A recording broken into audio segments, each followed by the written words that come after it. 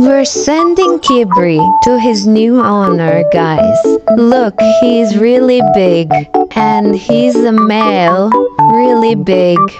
Before we send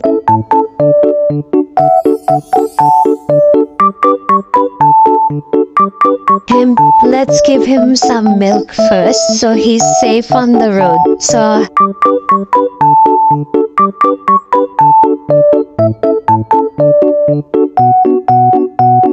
before shipping, we'll feed him first, give him milk. So why?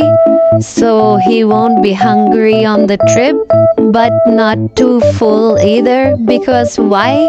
Afraid that later on the trip, what? He can't stay still and might throw up his food, so he shouldn't be too full.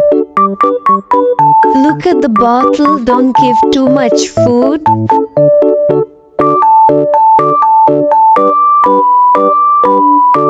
Okay, very hungry. Okay, we're done giving milk. Let's pack Kibri, guys. Look.